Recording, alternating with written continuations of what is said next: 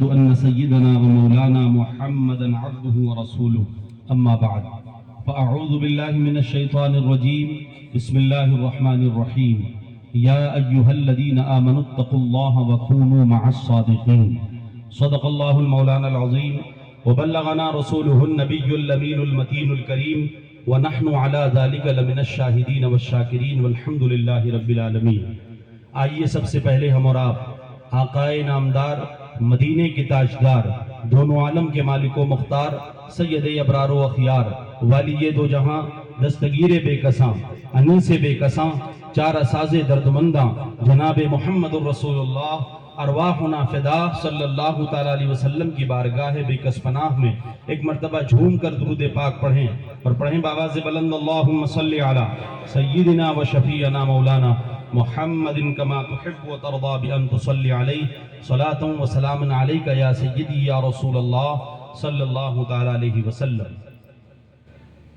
سب سے پہلے ہم سب اللہ تبارک و تعالیٰ کا شکر ادا کرتے ہیں، اس کا احسان کہ پروردگار عالم نے ہمیں یہ توفیق عطا کی کہ ہم یہاں جمع ہو کر اللہ اور اس کے پیارے حبیب صلی اللہ تعالیٰ علیہ وسلم اور اس کے محبوب بندوں کا ذکر خیر کر رہے ہیں۔ دیکھیں اس پرفتن دور کے اندر نہ جانے کون کہاں کس پٹی پر بیٹھ کر کوئی موبائل لے کر اسکرین پر تماشے کر رہا ہوگا یا اپنے وقت کو ضائع کر رہا ہوگا، وہیں اس رات کی تاریکی میں اللہ کے دی ہوئی توفیق سے ہم اور آپ یہاں جمع ہو کر اللہ اور اس کے پیارے حبیب اور اس کے محبوب بندوں کا ذکر کر رہے ہیں۔ حضرات محترم، ابھی آپ نے مجھ سے قبل حضرت علامہ شیخ الحدیث صاحب قبلہ سے حدیث پاک سنی۔ آپ جہاں بیٹھے ہیں یہ جنت کی کیاری ہے۔ سید عالم صلی اللہ علیہ وسلم نے ارشاد فرمایا اذا مررتم بریاض الجنہ فارتعوا قالوا وما ریاض الجنہ یا رسول اللہ قال حلق الذکر۔ سید عالم صلی اللہ علیہ وسلم نے ارشاد فرمایا اے میرے امتیوں، اگر تمہارا جنت کی کیاری سے اگر گزر ہو تو کچھ چر چگ لیا کرو، اپنا حصہ وہاں سے لے لیا کرو۔ عرض کیا رسول اللہ یہ جنت کی کیاری کیا ہے؟ فرمایا یہ ذکر کی محفلیں جنت کی کیاری ہیں۔ سبحان اللہ۔ حضرات محترم، تو مجمع جو ایک ایک اٹھ کر جا رہے ہیں، میں ان سے یہ کہوں گا کہ یہاں کچھ دیر کی محفل بچی ہے، یہ جنت کی کیاری کا ماحول کچھ دیر کا ہے، بیٹھ کر اپنے نامہ اعمال میں نیکیوں کو لکھوا لیں۔ پیارے یہ ذکر کی محفلیں جہاں ہم بیٹھ کر اللہ و رسول کا ذکر کیا کرتے ہیں، جہاں تسبیحات پڑھا کرتے ہیں، یہ مسجدیں جہاں جا کر سجدہ کرتے ہیں، ہماری زندگی کے یہ لمحات جو اللہ رسول کی یاد میں گزرتے ہیں، یاد رکھیں ہماری پوری زندگی ایک طرف، یہ چند لمحات ایک طرف، ساری زندگی مل کر ہماری ان چند لمحوں منٹوں کا مقابلہ نہیں کر سکتی۔ سبحان اللہ۔ ساری زندگی ایک طرف، یہ چند لمحات جو اللہ رسول کی یاد میں گزرا کرتے ہیں، ہماری پوری زندگی ایک طرف ہو، یہ چند لمحات ایک طرف ہو، ہماری پوری زندگی ان چند گھنٹوں منٹوں اور ساعتوں کا مقابلہ نہیں کر سکتی۔ ہم کیا، ہماری اوقات کیا؟ سرکار امام اعظم نعمان ابن ثابت رضی اللہ تعالیٰ عنہ سے کسی پوچھنے والے نے پوچھا حضرت آپ کی عمر کتنی ہے؟ پوچھا سائل نے حضرت آپ کی عمر کتنی ہے؟ آپ نے ارشاد فرمایا میری عمر 2 سال ہے۔ اب وہ شخص حیرت سے آپ کو دیکھنے لگا، کبھی آپ کے چہرے کو دیکھتا، کبھی آپ کے قدموں کو دیکھتا، کبھی آپ کے چہرے کو دیکھتا، شرما جاتا تو قدموں کو دیکھتا، اس لیے کہ اسے بات سمجھ میں نہیں آ رہی تھی۔ دیکھنے میں تو حضرت کی عمر تقریباً 55 سے 60 سال معلوم ہوتی ہے، لیکن جب میں نے پوچھا ہے تو حضرت کہتے میری عمر 2 سال ہے۔ اب وہ یہ سوچنے پر مجبور ہے ارے مسجد کا امام جھوٹ نہیں بولتا، اگر بولے تو امت اس کے پیچھے نماز نہیں پڑھتی۔ جب مسجد کا امام جھوٹ نہیں بولتا تو اس امت کا سب سے بڑا امام جھوٹ کیسے بولے گا؟ لیکن بات سمجھ میں نہیں آتی ہے، کبھی چہرے کو دیکھتا ہے، کبھی قدموں کو دیکھتا ہے۔ نعمان ابن ثابت سرکار امام اعظم نے جب اس کی اس کیفیت کو دیکھا، آپ سمجھ گئے اس کے سینے میں سوالوں کا سمندر موجزن ہو رہا ہے۔ آپ نے ارشاد فرمایا میاں کیا بات ہے؟ بات سمجھ میں نہیں آئی؟ کہا ہاں حضرت اگر بیان کر دیں تو مہربانی ہوگی۔ بات سمجھ میں نہیں آئی؟ آپ نے ارشاد فرمایا بیٹا سن، یوں تو میری عمر تقریباً 60 60 سال ہے، لیکن میری زندگی کے وہ 2 سال جو میں نے حضرت امام جعفر صادق رضی اللہ تعالیٰ عنہ کے ساتھ گزارے ہیں، میری زندگی کے وہ 2 سال ایسے ہیں کہ میں لمحہ لمحہ اللہ ہی اللہ کرتا رہا، اللہ کا ذکر کرتا رہا۔ میری زندگی کے وہ 2 سال جو ابن رسول اللہ کے ساتھ گزرے ہیں، ایسے گزرے ہیں ایک لمحے کے لیے بھی میں اللہ کی یاد سے غافل نہیں ہوا۔ بس میری زندگی کے وہ 2 سال ایسے ہیں جسے میں اپنی زندگی تصور کرتا ہوں تو میرا دل خوش ہو جاتا ہے، بقیہ زندگی کو اس لائق نہیں سمجھتا کہ وہ میری زندگی ہے یا اسے میں اپنی زندگی شمار کروں۔ نعرہ تکبیر، نعرہ رسالت، علماء اہل سنت، اللہ۔ لہذا اطمینان سے بیٹھیے، زندگی کے یہ لمحات جو ہم اور آپ یہاں گزار رہے ہیں، ہماری پوری زندگی ان چند منٹوں، چند گھنٹوں اور ساعتوں کا مقابلہ نہیں کر سکتی، اس لیے کہ ساری زندگی جو آج ہم گزارتے ہیں، سارے دن، ہفتے، مہینے، گھنٹے، منٹ، سال، یہ سارے جو ہم گزارتے ہیں اپنے بنائے ہوئے طریقے سے گزارتے ہیں، اپنے بنائے ہوئے شیڈول کے مطابق گزارتے ہیں، لیکن ان محفلوں کے اندر آ کر، ان مجلسوں میں بیٹھ کر، اللہ رسول کا نام لے کر جب ہم یہ اوقات گزارتے ہیں، اپنے بنائے ہوئے طریقے کے مطابق نہیں گزارتے، اپنے بنائے ہوئے شیڈول کے مطابق نہیں گزارتے، بلکہ جس مقصد سے رب نے ہم کو پیدا کیا ہے، وما خلقت الجن والانس الا لیعبدون، کہ ہم نے جن و انسان کو اپنی عبادت کے لیے پیدا کیا ہے، ساری زندگی ہم گزارتے ہیں اپنے طریقے سے، ان محفلوں میں آ کر اللہ رسول کا نام لیتے ہیں تو ہماری زندگی کے جو لمحات گزرتے ہیں وہ رب کے بنائے ہوئے طریقے کے مطابق گزرتے ہیں، جس مقصد سے اللہ نے ہم کو پیدا کیا ہے۔ اور پیارے، قرآن کہتا ہے یا ایھا الانسان ما غرک بربک الکریم، اے انسان تجھے کریم رب سے کس چیز نے دور کر دیا؟ ارے رب کے کرم دیکھو، رب کی مہربانی دیکھو۔ مسلم شریف کی ایک حدیث پاک پڑھتا ہوں پھر اپنے عنوان پہ آتا ہوں۔ رب کی مہربانی دیکھو، اس کا کرم دیکھو، اور ذکر رب کائنات کے جلوے دیکھو۔ مسلم شریف کی حدیث پاک ہے، عن ابی ہریرہ رضی اللہ تعالی عنہ قال قال رسول اللہ صلی اللہ تعالی علیہ وسلم یقول اللہ عز وجل انا عند ظن عبدی بی وانا معه حين يذكرني وان ذكرني في نفسه ذكرته في نفسي وإن ذكرني في ملأ ذكرته في ملأ هم خير منهم وإن تقرب مني شبرا تقربت إليه ذراعا وإن تقرب إلي ذراعا تقربت منه باعا وإن أتاني يمشي أتيته هرولة۔ مچل کے کہیں سبحان اللہ، سبحان اللہ، سبحان اللہ۔ مسلم شریف کی حدیث پاک ہے، اللہ کے رسول سید عالم صلی اللہ تعالی علیہ وسلم نے ارشاد فرمایا، اور یہ حدیث قدسی ہے۔ حدیث قدسی کا مطلب یہ کہ زبان محبوب خدا کی ہے اور کلام کلام خدا ہے۔ یقول اللہ عز وجل، اللہ کے پیارے حبیب ارشاد فرماتا ہے، یقول اللہ عز وجل، اللہ تبارک و تعالی ارشاد فرماتا ہے، انا عند ظن عبدی بی، بندہ جیسا مجھ سے گمان رکھتا ہے ویسا ہی اس کے ساتھ سلوک کیا جاتا ہے۔ اس لیے آپ سے کہا جاتا ہے اللہ سے اچھی امید رکھو، اللہ سے اچھی امید رکھو۔ جب بھی کوئی کام کرنے کے لیے بڑھو تو دل بدلو نہ رہو، ادھر جاؤں کہ ادھر جاؤں، یہ کروں کہ یہ کروں، مطلب یہ ہو جائے نہیں۔ انا عند ظن عبدی بی، بندہ جیسا مجھ سے گمان رکھتا ہے، رب فرماتا ہے اس کے ساتھ ویسا ہی سلوک کیا جاتا ہے۔ اس لیے کہا جاتا ہے اللہ سے اچھی امید رکھو۔ اب ذرا حدیث کا اگلا حصہ سنیے، اللہ تبارک و تعالی ارشاد فرماتا ہے وَأَنَا مَعَهُ حِينَ يَذْكُرُنِي، اور میری رحمتیں اس کے ساتھ ہوتی ہیں جہاں کہیں بھی وہ میرا ذکر کرے۔ میری رحمتیں اس کے ساتھ ہوتی ہیں جہاں کہیں بھی وہ ذکر کرے۔ آگے اللہ ارشاد فرماتا ہے وَإِن ذَكَرَنِي فِي نَفْسِهِ ذَكَرْتُهُ فِي نَفْسِي، اے لوگو رب کہتا ہے اگر بندہ اکیلا بیٹھ کر تنہائی میں میرا ذکر کرتا ہے تو میں بھی تنہا اس کا ذکر کرتا ہوں۔ وَإِن ذَكَرَنِي فِي مَلَئٍ ذَكَرْتُهُ فِي مَلَئٍ هُمْ خَيْرٌ مِّنْهُمْ، اللہ کہتا ہے اگر بندہ کسی مجلس میں بیٹھ کر میرا ذکر کرتا ہے تو اس سے بہتر مجلس میں، اس سے اچھی مجلس میں میں اس کا ذکر کرتا ہوں۔ اللہ کے رسول صلی اللہ تعالی علیہ وسلم کی زبان پر بھروسے کی بنیاد پر میں کہتا ہوں کہ یہ گناہگار آپ کے بیچ میں اللہ کا ذکر کر رہا ہے، اور رب کا یہ وعدہ ہے بندہ جب مجلس میں میرا ذکر کرے اس سے اچھی مجلس میں اس کا ذکر کرتا ہوں۔ رسول کی زبان پر بھروسے کی بنیاد پر کہتا ہوں کہ میں یہاں آپ کے بیچ میں اللہ کا ذکر کر رہا ہوں، اور اس سے بہتر مجلس میں یعنی ارواح اولیاء میں، مجلس ملائکہ میں رب ہمارا اور آپ کا ذکر کر رہا ہے، اس لیے کہ یہ اس صادق و مصدوق کا کلام ہے کہ سمندر کی لہریں رک سکتی ہیں، پہاڑ ٹل سکتے ہیں، سورج نکلنے سے رک سکتا ہے، لیکن میرے نبی کا کہا ہوا کلام جھوٹا نہیں ہو سکتا۔ نعرہ تکبیر، نعرہ رسالت، جشن غوث الورا، علماء اہل سنت، واہ واہ سبحان اللہ۔ وَإِن ذَكَرَنِي فِي مَلَئٍ ذَكَرْتُهُ فِي مَلَئٍ هُمْ خَيْرٌ مِّنْهُمْ، بندہ اگر مجلس میں میرا ذکر کرے اس سے بہتر مجلس میں اس کا ذکر کیا کرتا ہوں۔ ارے رب کی شان تو دیکھو، رب کی رحمتیں تو دیکھو، رب کا کرم تو دیکھو۔ ارے یہاں ہمارے ووٹ سپورٹ سے کرسی پر بیٹھنے والا پردھان یا محلے کا ذمہ دار ہمارے ووٹ سپورٹ سے کرسی پر بیٹھنے والا ہمیں پلٹ کر نہیں دیکھتا۔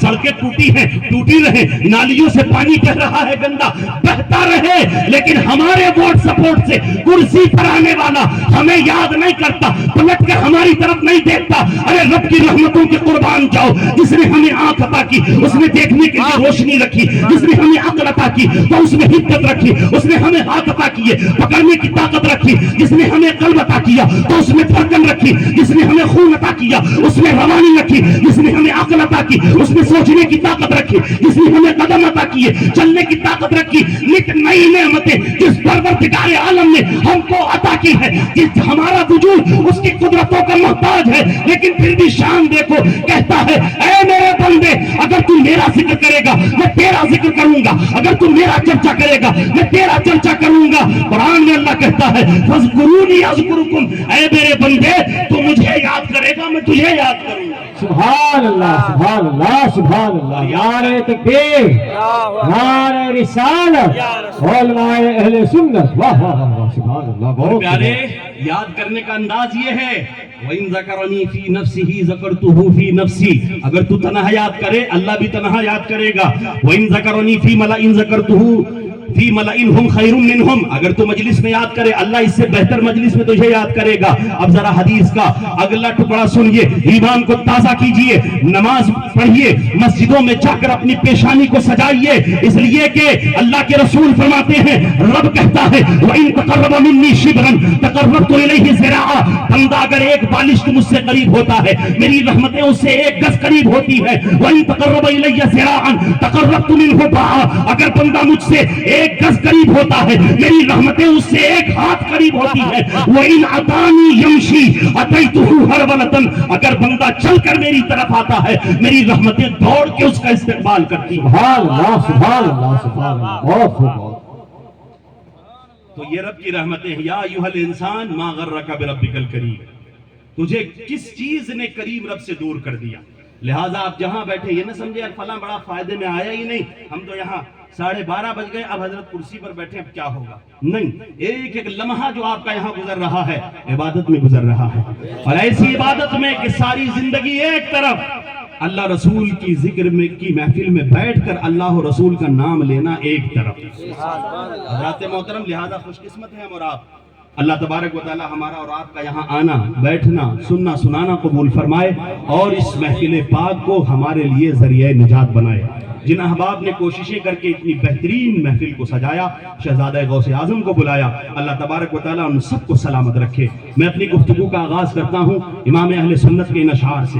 دیکھیں شان تو بڑی بڑی لوگوں کی ہیں، بڑی بڑی شان والے لوگ آئے، سیدی سرکار اعلیٰ حضرت نے اپنے زمانے میں بھی بہت سی شان والوں کو دیکھا، کتاب کے اوراق میں بھی بڑے بڑوں کو ملاحظہ کیا، بڑی بڑی شانوں کو دیکھنے کے بعد میرے سرکار امام محمد رضا فاضل بریلوی نے جب غوث اعظم کی شان کو دیکھا تو بڑی بڑی شانوں والے ان کے زمانے میں بھی تھے، کتاب کے اوراق میں کتاب کے آئینے میں بڑی بڑی شان والوں کو دیکھا، لیکن جب غوث اعظم کی شان کو دیکھا تو کہتے واہ کیا مرتبہ، اے غوث ہے بالا تیرا، واہ کیا مرتبہ، واہ کیا مرتبہ، اے غوث ہے بالا تیرا، اونچے اونچوں کے سروں سے قدم آلا تیرا، اونچے اونچوں کے سروں سے قدم آلا تیرا۔ اور جب قدم کی یہ شان ہے تو کہتے ہیں سر بھلا کیا کوئی جانے کے ہے کیسا تیرا، سر بھلا کیا کوئی جانے کے ہے کیسا تیرا۔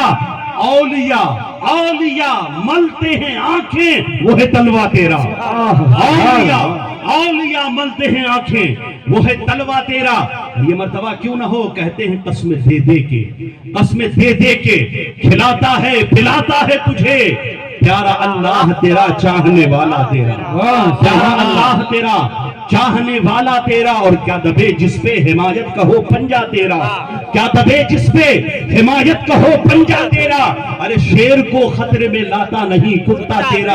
اور یہ مقام و مرتبہ کیوں نہ ہو، کہتے ہیں نبوی میہ علوی فصل بطولی گلشن، نبوی میہ علوی فصل بطولی گلشن، حسنی پھول حسینی ہے مہکنا تیرا، حسنی پھول حسینی ہے مہکنا تیرا، اور نبوی ذل علوی برج بطولی منزل، نبوی ذل علوی برج بطولی منزل، حسنی چاند حسینی ہے اجالا تیرا، حسنی چاند حسینی ہے اجالا تیرا۔ جب یہ مقام و مرتبہ سرکار غوث پاک کا ہے تو ہمارا اور آپ کا کوئی رشتہ بھی سرکار غوث پاک سے ہونا چاہیے کہ نہیں؟ آج اگر کوئی پاور میں آ جائے، آئی ایس بن جائے، آئی پی ایس بن جائے، اگر ذرا سی ڈگری لے کے کچھ پاور میں آ جائے تو ہم سوچتے ہیں شاید کوئی تعلق جڑ جائے، کہیں کی رشتہ داری نکل جائے تو کام بن جائے، کہیں سے جان پہچان نکل جائے۔ ارے جن لوگوں کو ہمارے ووٹ سپورٹ سے پاور ملے، ہم ان سے اپنی رشتہ داری اور تعلقات جوڑتے ہیں۔ سرکار غوث پاک کو ہم جیسوں کی تعریف کرنے سے مقام نہیں ملا، ارے ان کو خدا نے اپنا محبوب بنایا ہے، محبوب سبحانی بنے ہیں تو یہ مقام ملا ہے۔ نعرہ تکبیر، نعرہ رسالت، جشن غوث الورا، مسلک اعلی حضرت۔ جب یہ مقام و مرتبہ سرکار غوث پاک کا ہے، ہمارا بھی کوئی تعلق ہونا چاہیے کہ نہیں؟ ہمارے امام نے ہم سب کی جانب سے ہمارا رشتہ بیان کرتے ہوئے کہا، تجھ سے در سے سگ، تجھ سے در سے سگ، سگ سے ہے مجھ کو نسبت، میری گردن میں بھی ہے دور کا ڈورا تیرا۔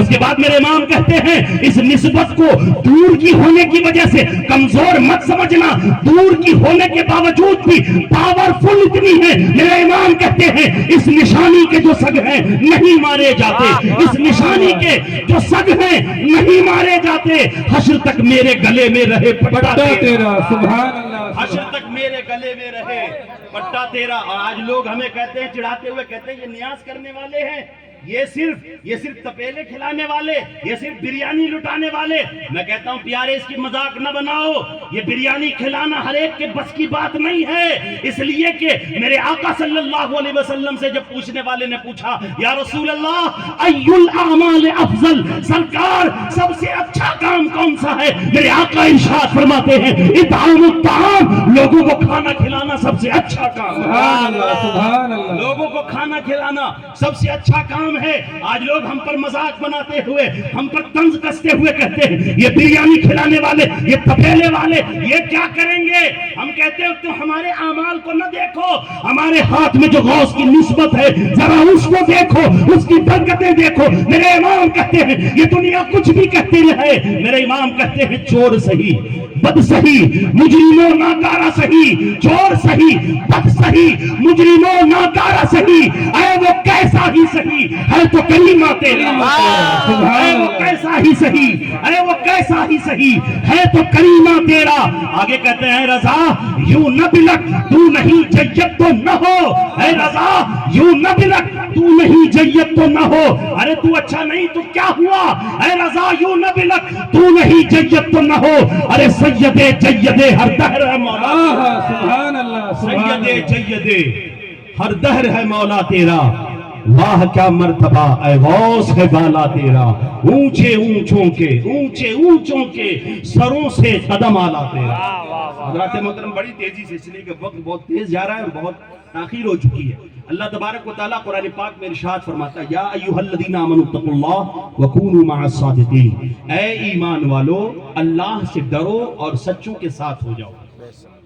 اللہ تبارک و تعالیٰ نے اس آیت مبارکہ میں انسانوں کو، مسلمانوں کو ایمان والا بھی فرما دیا۔ اے ایمان والو، دیکھیں ایمان بڑی عظیم دولت ہے، ایمان ایک ایسی دولت ہے، احادیث کا مفہوم یہ ہے کہ بندہ جہنم میں جا چکا ہوگا لیکن رائی کے دانے کے برابر بھی اگر اس کے دل میں ایمان ہے، سرکار فرماتے ہیں میں اس کی شفاعت کرا کے اسے جنت میں لے جاؤں گا۔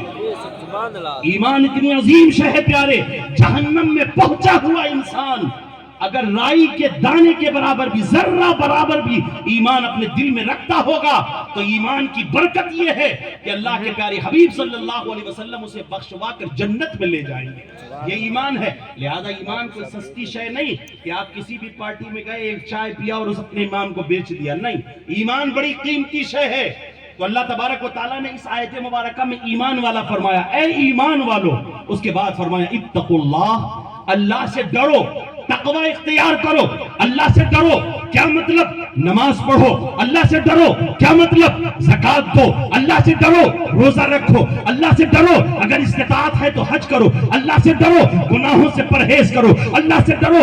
جوئے سے دور رہو، شراب خوری سے دور رہو، ہر طرح کی برائیوں سے دور رہو۔ اتقوا اللہ، اللہ سے ڈرو۔ اللہ سے ڈرنے کا مطلب نیکیاں کرو، برائیوں سے دور رہو۔ اللہ سے ڈرنے کا مطلب رات میں جاگ کر مصلی پر آنسو بہاؤ۔ اللہ سے ڈرنے کا مطلب 5 وقتہ نماز پڑھو۔ اللہ سے ڈرنے کا مطلب تہجد میں اٹھ کر مصلی پر کھڑے ہو کر اللہ کو یاد کرو، اللہ سے ڈرو۔ اس کے بعد اللہ نے فرمایا کونوا مع الصادقین، اللہ سے ڈرو اور سچوں کے ساتھ ہو جاؤ۔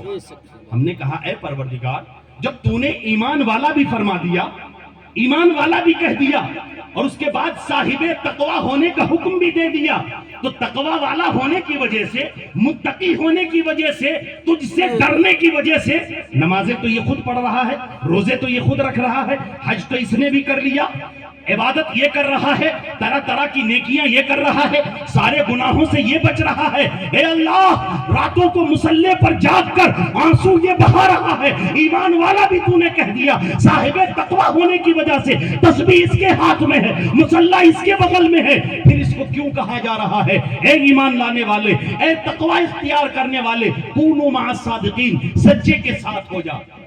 ایمان والا بھی کہہ دیا، صاحب تقوی بھی ہو گیا، پھر اس کو کیوں کہا گیا سچے کے ساتھ ہو جا؟ تو جواب یہ ملے گا، تاریخ کے آئینے میں جا کر اٹھا کر دیکھو کتابوں کو، اور دیکھو اٹھا کر لوگوں کی زندگیوں کو، کہ بہت سے ایمان والے، بہت سے تقوی اختیار کرنے والے، عبادت گزار، نمازی پڑھنے والے، زکوٰۃ دینے والے، لیکن اگر ان کے ہاتھ میں کسی سچے کا دامن نہ رہا، کسی خدا رسیدہ سے نسبت نہ رہی، کسی اللہ والے کا دامن اگر انہوں نے نہیں تھاما تھا، ایمان والے تھے، تقوی والے تھے، عبادت والے تھے، لیکن ولایت کی منزلوں کو طے کرتے کرتے شیطان نے آ کر جب ڈاکہ ڈالا ہے، تو اگر کسی اللہ والے کی نظر نہ رہی، اگر اللہ والے سے نسبت نہ رہی، اگر کسی مرشد اعظم راجستھان جیسے کا دامن ہاتھ میں نہ رہا، تو شیطان آیا، آنے کے بعد ایمان بھی لے گیا اور اعمال بھی برباد کر دیا۔ اس لیے کہا اے ایمان والے، اے تقوی اختیار کرنے والے، اے راتوں کو جاگ کر عبادت کرنے والے، اے سجدہ کرنے والے،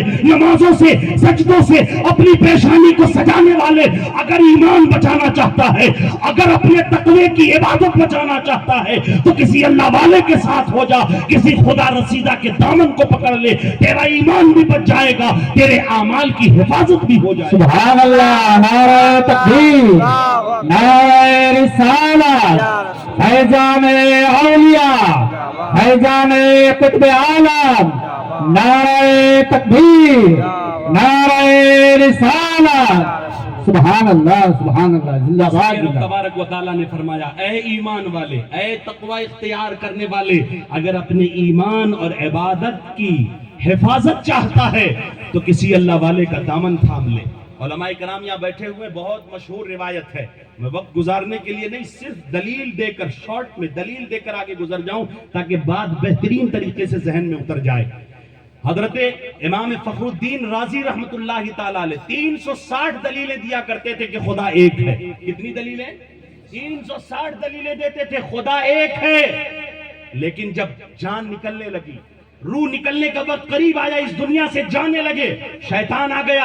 اور یاد رکھنا، شیطان خالی گھروں میں نہیں جاتا، جہاں مال ہو وہیں جاتا ہے، اس لیے کہ وہ چور ہے، وہ خالی دلوں میں نہیں جاتا، جہاں ایمان کا سونا رکھا ہوا ہے وہیں وہ جاتا ہے، وہ سیدھے راستے پر بیٹھتا ہے، بھٹکے ہوئے راستے پر وہ نہیں جاتا، بلکہ ایمان والوں کے راستوں میں آ کر انہیں بہکانے کی کوشش کرتا ہے۔ فخر الدین رازی 360 دلیلیں دیتے تھے خدا ایک ہے، لیکن جب روح نکلنے کا وقت قریب آیا، شیطان آیا، آنے کے بعد کہا اے فخر الدین خدا ایک ہے، کہاں ہے؟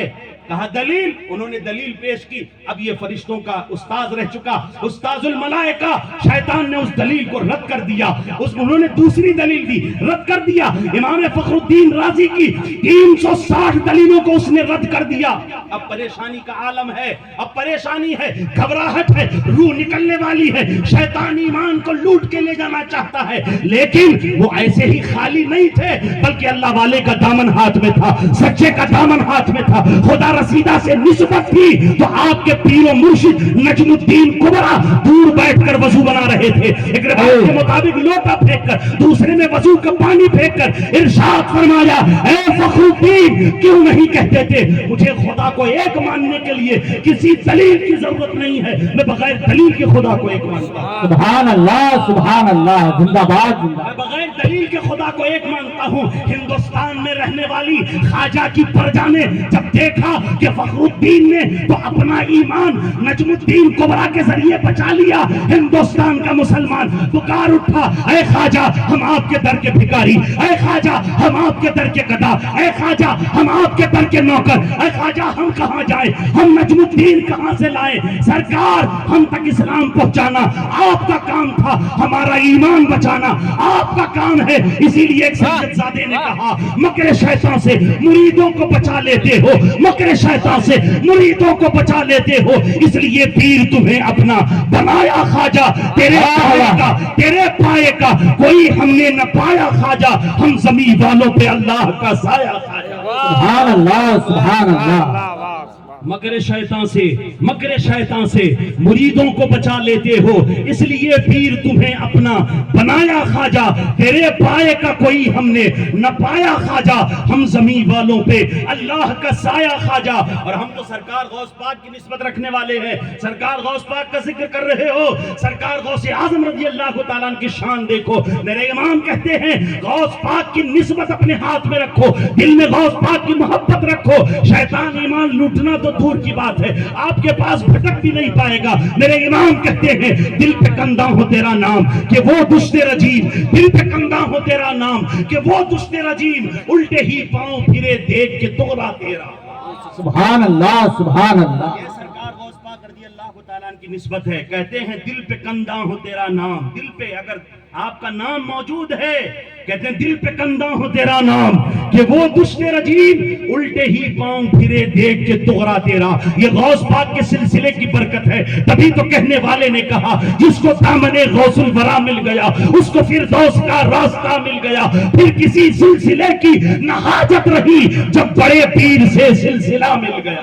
سبحان اللہ سبحان اللہ. نعرہ تکبیر، نعرہ رسالت، فیضان غوث الورا، فیضان قطب عالم، فیضان مرشد اعظم راجستھان. نعرہ تکبیر، نعرہ رسالت، زندہ باد زندہ. دل پہ کندہ ہو تیرا نام، دل پہ کندہ ہو تیرا نام کہ وہ دشت رجیم، الٹے ہی پاؤں پھرے دیکھ کے توڑا تیرا. تو سرکار غوث پاک رضی اللہ تعالیٰ عنہ کی نسبت اگر آپ کے ہاتھ میں ہے مضبوطی کے ساتھ تو شیطان آپ کے ایمان کو نہیں اچک سکتا. اللہ آپ کے ایمان کی حفاظت فرمائے گا. سرکار غوث پاک اللہ کی دی ہوئی طاقت سے آپ کی حفاظت فرمائیں گے. آج لوگ کہتے ہیں غوث پاک ہماری مدد کریں گے، ہمارے ایمان کی حفاظت کریں گے، غوث پاک وہاں بیٹھ کر ہمارے ایمان کی حفاظت کریں گے. ان کو یہ پاور کس نے دیا؟ ان کو یہ طاقت کس نے دی؟ ان کے پاس یہ پاور کہاں سے آیا؟ میں کہتا ہوں میاں اگر آپ 10x10 کا آفس بناتے ہیں تو اس پہ چوکیدار رکھتے ہیں کہ نہیں رکھتے؟ 10x10 کا آفس بناتے ہیں اگر آپ تو چوکیدار رکھتے ہیں، بالکل رکھتے ہیں. اور جیسا دشمن ہو، جیسے دشمن کا خطرہ ہو، چوکیدار کو اسی طرح کا پاور بھی دیا جاتا ہے. مثال کے طور پر آپ نے آفس بنایا، چوکیدار رکھا. اگر آپ کو اس بات کا ڈر ہے کہ کہیں گائے، بیل، بھینس، کتا آپ کے آفس میں نہ گھس جائے تو آپ اپنے چوکیدار کو ڈنڈا دے کر کھڑا کرتے ہیں. لیکن اگر آپ کو یہ ڈر ہو کہ میرے آفس میں کوئی دشمن آ کر مجھے شوٹ نہ کر دے، کوئی کلر نہ گھس آئے، تو آپ اپنے چوکیدار کو پستول دے کر کھڑا کرتے ہیں. لیکن اگر یہ ڈر ہو کہ میری آفس میں گھس کر کوئی بھیڑ میرا مرڈر نہ کر دے تو آپ صرف پستول نہیں دیتے، AK-47 دے کر کھڑا کرتے ہیں. چوکیدار اپنے آفس میں آپ رکھتے ہیں، 10x10 کا آفس بناتے ہیں، آپ چوکیدار رکھتے ہیں، چوکیدار کو بغیر پاور کے نہیں چھوڑتے، تو تم نے کیسے سمجھ لیا کہ اللہ نے اپنے اس دین کو بغیر محافظوں کے چھوڑا ہے؟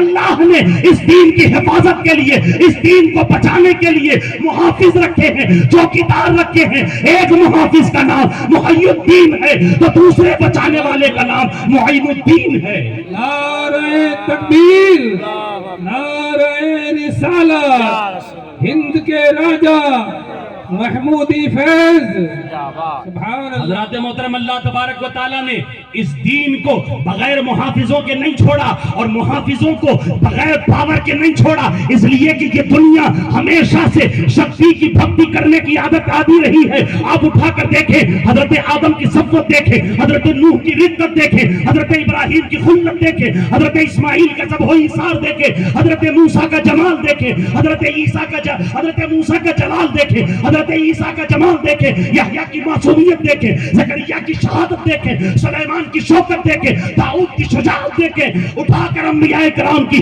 تاریخ کا مطالعہ کریں، آپ کو معلوم ہوگا پروردگار عالم نے کبھی بھی دین کے محافظوں کو، دین کے پھیلانے والوں کو بغیر طاقت کے نہیں رکھا، اس لیے کہ یہ دنیا شکتی کی بھکتی کرنے کی عادت ہے۔ جب یہ طاقت دیکھتی ہے کبھی سر کو جھکاتی ہے، جب یہ طاقت دیکھتی ہے، پاور دیکھتی ہے، باتوں کو مانتی ہے۔ اٹھا کر دیکھیں، حضرت ابراہیم کے زمانے کو نمرود نہیں مانا، اللہ نے حضرت ابراہیم کے لیے آگ کو گلے گلزار کر دیا، آگ کو پھول میں تبدیل کر دیا۔ اٹھا کر دیکھیں، جناب موسیٰ کے زمانے کو اگر نہیں مانی بات فرعون نے تو اللہ نے ان کے ڈنڈے سے چشموں کو جاری کر دیا۔ بات نہیں مانی بنی اسرائیل نے تو ان کا ہاتھ جب بغل میں ڈال کے نکالتے ہیں چاند سے زیادہ چمکتا ہے۔ اگر نہیں مانی بات حضرت عیسیٰ علیہ السلام کی تو اٹھا کر دیکھیں، ٹھوکر سے مردے جلا رہے ہیں حضرت عیسیٰ۔ بات نہیں مانی جب بنی اسرائیل نے تو حضرت عیسیٰ نے مادرزاد اندھوں کو ٹھیک کر دیا۔ جب بات نہیں مانی لوگوں نے حضرت عیسیٰ نے برس کے داغ والوں کو ٹھیک کر دیا۔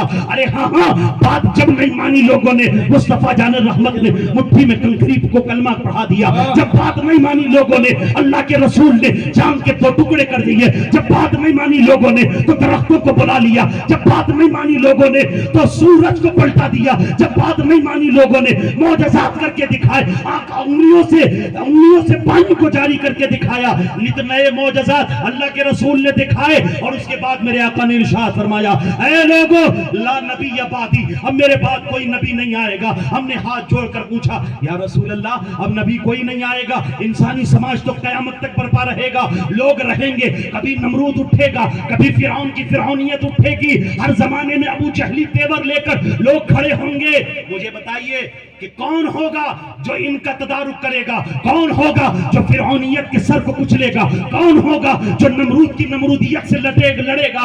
ارے کون ہوگا جو سامری کی سامریت کو دفن کرے گا؟ اللہ کے رسول نے ارشاد فرمایا، اے پوچھنے والے گھبرا مت، العلماء ورثۃ الانبیاء، یہ جو علماء ہیں، یہ جو اولیاء ہیں، یہ جو صوفیاء ہیں، ان کو بغیر پاور کے نہیں رکھا جائے گا، ان کو پاور دیا جائے گا، اس لیے کہ یہ انبیاء کرام کے وارث ہوں گے، انبیاء کرام کے طرز پر دین کی حفاظت کریں گے۔ سبحان اللہ، نعرہ تکبیر، نعرہ رسالت، جشن غوث الورا حضرت علامہ مولانا مزمل صاحب زندہ باد۔ انبیاء کرام کے طرز پر یہ دین کی خدمت کریں گے۔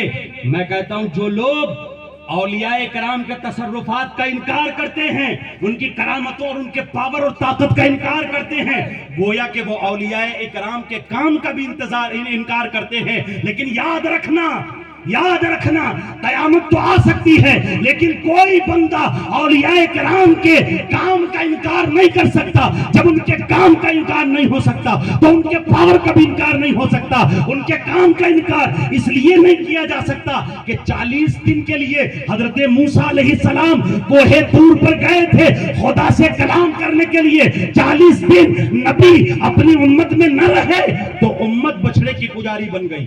40 دن کے لیے حضرت موسیٰ علیہ السلام خدا سے کلام کرنے کے لیے دور پر گئے. 40 دن کے اندر قوم بچڑے کی پجاری بن گئی. لیکن اے لوگوں، قربان جاؤ غوث و خواجہ کا نام لینے والوں، یہاں 40 دن نہیں بلکہ 1450 سال گزر چکے ہیں.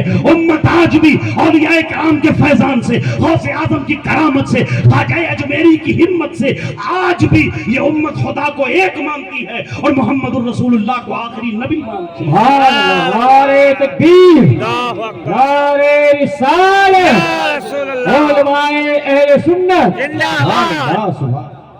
حضرات محترم، یہ اولیاء کرام کی محنتیں ہیں، یہ اولیاء کرام کی کاوشیں ہیں، یہ اولیاء کرام کی مشقتیں ہیں. آپ اٹھا کر دیکھ لیں، 40 دن کے اندر قوم بچڑے کی، گائے کے بچے کی پجاری ہو گئی. لیکن 1450 سال ہو گئے میرے آقا کو ظاہری طور پر اس دنیا سے گئے ہوئے. لیکن اس امت کے اولیاء کی محنتیں دیکھیں، صوفیاء کی مشقتیں دیکھیں. 1450 سال کے بعد بھی آج بھی امت ایک خدا کا کلمہ پڑھتی ہے اور محمد الرسول اللہ کو آخری نبی مانتی ہے. آپ کیا سمجھتے ہیں اس امت میں سامری نہیں پیدا ہوئے؟ آپ کہیں گے حضرت وہاں تو سامری آیا اس لیے اس نے بچڑے کا پجاری بنا دیا. اس امت میں تو سامری آیا نہیں اس لیے امت محفوظ ہے. میں کہتا ہوں نہیں پیارے، اس امت میں تو ایسے ایسے سامری پیدا ہوئے، اپنے بھی بیگانے بھی سامری بن کر پیدا ہوئے. جب بیگانے سامری بن کر آئے اور اجمیر کی سرزمین پر وقت کا سامری سرکار غریب نواز کے سامنے حکومت کی دھونس بٹھانے کے لیے زمین و آسمان کے بیچ میں جادوگر جیپال کی صورت میں اس زمانے کا سامری جب اڑنے لگا تو سرکار غریب نواز رضی اللہ تعالیٰ نے اپنے کھڑاؤں سے کہا تو کیا دیکھتی ہے؟ وہ کفر کی دھونس بٹھانے کے لیے زمین و آسمان کے بیچ میں اڑ رہا ہے. جا کر وقت کے سامری کو زمین پر لا. تاریخ کے آئینے میں اٹھا کر دیکھیے، چند لمحوں میں کھڑاؤں نے وقت کے سامری کو لا کر غریب نواز کے قدموں میں. سبحان اللہ، سبحان اللہ، سبحان اللہ، واہ واہ واہ، زندہ باد، زندہ باد. سامری پیدا نہیں ہوئے.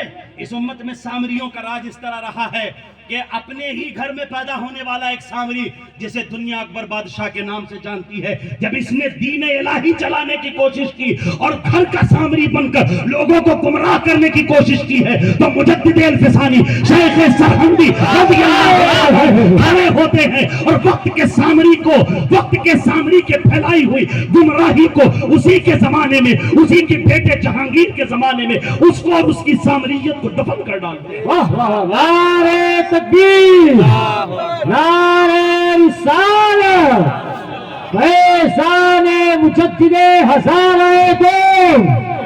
سبحان اللہ، سبحان اللہ، سبحان اللہ، سبحان اللہ. حضرات محترم، ذرا یہ نہ سمجھا جائے کہ اس امت میں سامری نہیں پیدا ہوئے، بڑے بڑے سامری آئے ہیں. لیکن اللہ تبارک و تعالیٰ کی دی ہوئی طاقت سے ان دین کے محافظوں نے، اس لیے کہ میں پھر وہی بات کہوں گا، آپ اپنے گھر کے چوکیدار کو بغیر پاور کے نہیں سب چھوڑتے تو آپ نے کیسے سمجھ لیا کہ دین کی حفاظت کرنے والے یہ معین الدین، یہ محی الدین بغیر پاور کے ہوں گے؟ نہیں پیارے، اللہ نے ان کو ایسی طاقت دی ہے، ایسی طاقت دی ہے کہ سید عالم صلی اللہ علیہ وسلم نے ارشاد فرمایا، اے پیارے لوگوں، جب بندہ فرض کے بعد نوافل کے ذریعے اللہ کا قرب حاصل کرتا ہے، نفل کے ذریعے جب اللہ کے قریب ہو جاتا ہے، ایک وقت وہ آتا ہے کہ زبان بندے کی ہوتی ہے، بولنا خدا کا ہوتا ہے، آنکھ بندے کی ہوتی ہے، دیکھنا خدا کا ہوتا ہے، ہاتھ بندے کے ہوتے ہیں، پکڑنا خدا کا ہوتا ہے، ارے باڈی بندے کی ہوتی ہے، طاقت رحمان کی کام کرتی ہے. تو نہ خدا کی طاقت کا اندازہ لگایا جا سکتا ہے، نہ ان کے دوستوں کی طاقت کا اندازہ لگایا جا سکتا ہے. سبحان اللہ، سبحان اللہ، سبحان جا سکتا ہے اور نہ خدا کے دوستوں کی طاقت کا اندازہ لگایا جا سکتا ہے. لیکن آج مجبوری پتہ ہے کیا ہے؟ لوگ کہتے ہیں یار تم لوگوں کو پتہ نہیں کیا ہو گیا، جب دیکھو جب غوث پاک غریب نواز کرتے رہتے ہو. کیا کیا غوث پاک نے؟ کیا کیا غریب نواز نے؟ تو ہر وقت غوث پاک کرتے رہتے ہو.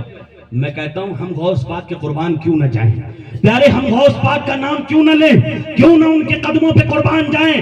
آج کی اس دور کے اندر غوث پاک کی شان کو اگر سمجھنا ہے، آج کے اس دور میں اگر غوث پاک کی شان کو سمجھنا ہے تو پیارے اٹھا کر دیکھو فلسطین کو، کہ فلسطین کے اندر بچوں کا خون بہ رہا ہے، ہماری بہنوں کے سہاگ کو لوٹا جا رہا ہے، مائیں بیوہ ہو رہی ہیں، نوجوانوں کو آزادی سے جینے نہیں دیا جا رہا، مسلمانوں کے خون کو بہایا جا رہا ہے. فلسطین میں خون کی ہولی کھیلی جا رہی ہے، لیکن 56 سے 57 ممالک یہ بے شرم اور بے حیا بن کر، بے شرمی کا لبادہ اوڑھ کر دیکھ رہے ہیں، کچھ نہیں کرتے، اور مسلمانوں کا خون بہایا جا رہا ہے۔ میں کہتا ہوں ہم اس لیے غوث پاک کرتے ہیں کیونککہ جو کام آج 56 ملک نہیں کر پا رہے ہیں، تنہا غوث اعظم کی نظر نے کر کے دکھایا۔ 56-57 ملک نہیں کر پا رہے، تنہا غوث اعظم نے کر کے دکھایا ہے۔ اگر آپ کہیں گے میاں یہ کیا بات ہوئی، آپ نے یہ کون سا شوشہ چھوڑ دیا، میں کہتا ہوں دلیل سے بات کی جائے گی، تاریخ کے آئینے میں اٹھا کر دیکھو۔ سرکار غوث اعظم رضی اللہ تعالیٰ عنہ عراق کے ایک علاقے کردستان کے اندر پہنچتے ہیں اسلام کی تبلیغ کے لیے۔ کردستان یہ قصبہ ہے، گاؤں ہے چھوٹا سا، جہاں عیسائی قوم آباد ہے۔ اتنے سخت تھے یہ اپنے دین کے اوپر، صدیاں گزر گئی اسلام کو آئے ہوئے، لیکن انہوں نے اسلام کا کلمہ نہیں پڑھا۔ عیسیٰ علیہ السلام کے ماننے والے اتنے سخت تھے اپنے دین پر، صدیاں گزرنے کے بعد بھی اسلام کا کلمہ نہیں پڑھا۔ سرکار غوث اعظم رضی اللہ تعالیٰ جب پہنچے، اور پہنچنے کے بعد وہاں کے سرداروں کو اکٹھا کیا، قبیلے کے سرداروں کو اکٹھا کرنے کے بعد میرے غوث پاک رضی اللہ تعالیٰ نے ارشاد فرمایا کہ اللہ تبارک و تعالیٰ کی وحدانیت کا اقرار کرو، اور جناب محمد رسول اللہ ارواحنا فداہ صلی اللہ تعالیٰ علیہ وسلم کے نام کا کلمہ پڑھو۔ لوگوں نے کہا ہم اور تمہارے نبی کا کلمہ پڑھیں؟ ارے ہمارا نبی تو ٹھوکر سے مردے جلاتا تھا، ٹھوکر سے مردے جلاتا تھا، تمہارے نبی نے اگر ایسا کیا ہو تو بتاؤ ہم کلمہ پڑھ لیں گے۔ آپ نے ارشاد فرمایا بات مردہ ہی جلانے کی ہے نا، بات مردہ ہی جلانے کی ہے، لاؤ۔ نبی تو دور کی بات ہے، نبی کا بیٹا آج مردہ جلانے کے لیے تیار ہے۔ حضرات محترم مورخین لکھتے ہیں سرکار غوث پاک رضی اللہ تعالیٰ عنہ کو اس گاؤں میں دفن حضرت دانیال علیہ السلام کے ایک امتی کی قبر پر لے جایا گیا۔ سرکار غوث اعظم رضی اللہ تعالیٰ عنہ قبر پر کھڑے ہو گئے، اور میرے آقا کے اس فرمان کو اپنے ذہن میں لاؤ کہ جب بندہ عبادت کے ذریعے، نفلی عبادت کے ذریعے اللہ کے قریب ہو جاتا ہے، زبان بندے کی ہوتی ہے، بولنا خدا کا ہوتا ہے۔ آج عبد القادر سیدنا دانیال علیہ السلام کے امتی کی قبر پر کھڑے ہو کر کہتے ہیں قم باذن اللہ، زبان عبد القادر کی ہے لیکن طاقت رب قادر کی کام کرتی ہے، اور مردہ اٹھ کے کھڑا ہو جاتا ہے اور کلمہ طیبہ کو پڑھ لیتا ہے۔ سبحان اللہ، نعرہ تکبیر، نعرہ رسالت، علماء اہل سنت، فیضان غوث اعظم، فیضان قطب عالم، سبحان اللہ سبحان اللہ۔ حضرات محترم سرکار غوث پاک رضی اللہ تعالیٰ عنہ نے جب مردہ جلایا، اب جتنے لوگ تھے کردستان کے، اس گاؤں کے قبیلے کے جتنے لوگ تھے، سارے سردار مسلمان ہو گئے، سب غوث پاک رضی اللہ تعالیٰ عنہ کے ہاتھوں پر ایمان لے آئے۔ انہی ایمان لانے والوں میں ایک نوجوان ہے جس کا نام ہے نجم الدین ایوب۔ نجم الدین ایوبی نوجوان، نامی نوجوان، یہ سرکار غوث پاک رضی اللہ تعالیٰ عنہ کے ہاتھوں پر ایمان لے کر آیا ہے۔ حضرات محترم اب یہ نوجوان، اس کی عمر بڑھتی رہی۔ نور الدین زنگی علیہ الرحمہ ان کی حکومت تھی، زنگی حکومت اس وقت موجود تھی۔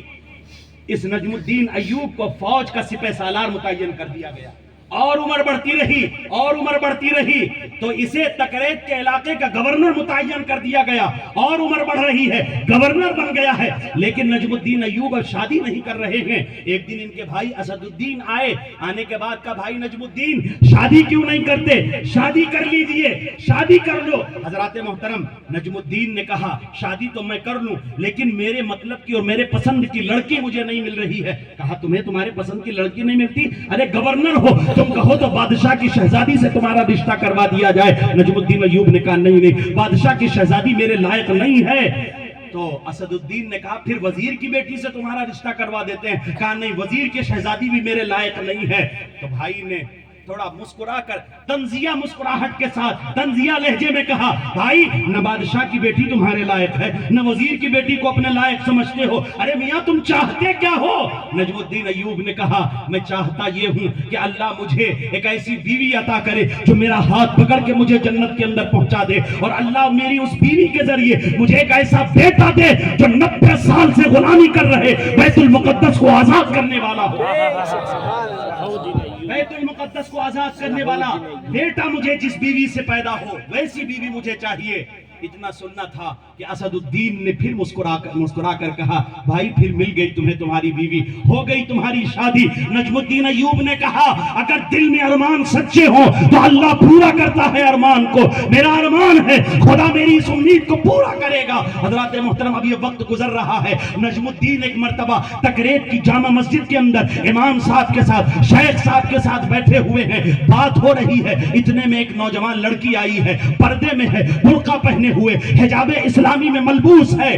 آنے کے بعد اس نے حضرت کو سلام کیا، شیخ امام کو سلام کیا اور کہا کہ میں آپ سے کچھ بات کرنا چاہتی ہوں۔ امام صاحب نے نجم الدین ایوب سے کہا کہ اگر آپ کی اجازت ہو تو میں اس نوجوان بیٹی کی بات کو سن نہ لوں؟ کہا بالکل آپ کو اجازت ہے، آپ سن لیجئے یہ نوجوان لڑکی کیا کہنا چاہتی ہے۔ جب شیخ اٹھ کر جاتے ہیں اور جانے کے بعد لڑکی کو دیکھا، پہچان گئے، ارشاد فرمایا اے بیٹی کیا بات ہے، اے بیٹی کیا بات ہے، وہ لڑکا جو میں نے اس کا رشتہ بھیجا تھا وہ تمہیں پسند نہیں آیا؟ کیا کمی ہے اس میں؟ ارے کماؤ ہے، صحت مند ہے، نیک ہے، کیا کمی ہے، پسند کیوں نہیں آیا؟ کہا حضرت وہ نیک ہے، بالکل جیسا آپ نے کہا ویسا ہی ہے، کماؤ ہے، صحت مند ہے، خوبصورت ہے، لیکن حضرت وہ میرے لائق نہیں ہے۔ کہا بیٹی تمہارے ہی کہنے کے مطابق کماؤ ہے، خوبصورت ہے، نیک ہے، تندرست ہے، پھر وہ تمہارے لائق کیوں نہیں؟ کہا حضرت وہ میرے لائق اس لیے نہیں کیونکہ میں ایک ایسا شوہر چاہتی ہوں کہ وہ میرا ہاتھ پکڑ کے مجھے جنت میں پہنچا دے، اور اللہ تبارک و تعالیٰ میرے اس شوہر کے ذریعے مجھے ایسا بیٹا دے جو بیت المقدس کو آزاد کرنے والا ہو۔ اتنا سننا تھا۔ نجم الدین ایوب مسجد میں بیٹھ کر جو بات سن رہے تھے شیخ اور لڑکی کی، اٹھ کر آ جاتے ہیں، آنے کے بعد کہتے ہیں امام صاحب، شیخ صاحب میرا نکاح اس لڑکی سے کرا دو۔ امام نے مسکرا کر کہا ارے میاں آپ تو نہ بادشاہ کی بیٹی کو پسند کرتے ہو، نہ وزیر کی شہزادی آپ کے لائق ہے، آپ اس غریب محلے کی غریب لڑکی سے کیا شادی کریں گے؟ آپ نے کہا نہیں، ہمارے وچار ملتے ہیں، ہماری تمنائیں ملتی ہیں، ہماری آرزوؤں میں بڑا میچ ہے۔ اے لوگوں دیکھو میرے نوجوان جو بغیر شادی شدہ ہیں اور یہاں بیٹھے ہیں، اپنے پسند کا ایک معیار بنائیے۔ آپ کے پسند کا معیار نہ ہو کہ بال کھلے ہوئے ہیں، ذرا گوری چمڑی ہے، یہ آپ کی پسند کا معیار نہ رہے۔ دل کی طہارت آپ کی پسند کا معیار رہے، باپردگی آپ کی پسند کا معیار رہے، نمازی ہونا آپ کی پسند کا معیار رہے۔ نوجوان نے کہا حضرات میں بھلے ہی بادشاہ کی شہزادی کو پسند نہیں کرتا، وزیر کی لڑکی کو اپنے لائق نہیں سمجھتا، لیکن اس نوجوان لڑکی سے میرا نکاح کرا دیجئے۔ حضرات محترم شیخ صاحب نے ان دونوں کا نکاح کرا دیا ہے۔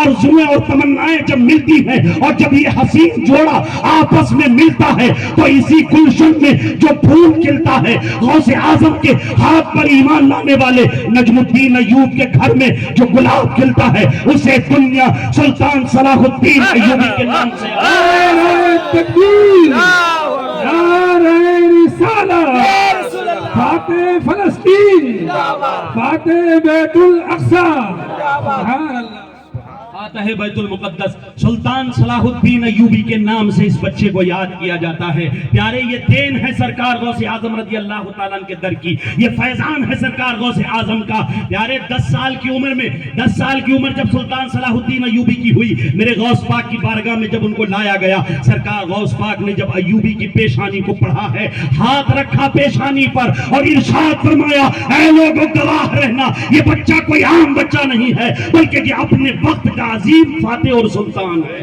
سبحان اللہ، حضرات محترم، اور دنیا نے دیکھا، آج لوگ کہتے ہیں غوث پاک نے کیا کیا، تم کیوں غوث پاک کرتے ہو؟ میں کہتا ہوں اس لیے کہ ہم غوث پاک اس لیے کرتے ہیں جو کام 56 ملک نہیں کر سک رہے ہیں، تنہا میرے غوث اعظم نے کیا، اور اس طرح کیا کہ سلطان صلاح الدین ایوبی جب اپنے لشکر کے ساتھ بیت المقدس کی طرف بڑھتے ہیں، تاریخ لکھنے والوں نے لکھا، ہسٹری لکھنے والوں نے محفوظ کیا ہے کہ سلطان صلاح الدین ایوبی کی فوج میں جو لوگ تھے، جو فوجی تھے، 70% لوگ ان کے اندر سے یا تو غوث پاک کے مرید تھے یا آپ کے مدرسے سے پڑھے ہوئے طلباء تھے، یا تو سرکار غوث پاک کے مدرسہ نظامیہ کے طلباء تھے یا سرکار غوث پاک رضی اللہ تعالیٰ عنہ کے مرید اور خلیفہ تھے۔ آپ کو میں بتاؤں سلطان صلاح الدین ایوبی کی فوج کے چیف ایڈوائزر شیخ موفق الدین ابن قدامہ مقدسی حنبلی رضی اللہ تعالیٰ عنہ، یہ سرکار غوث پاک رضی اللہ تعالیٰ عنہ کے مرید بھی ہیں اور خلیفہ بھی ہیں۔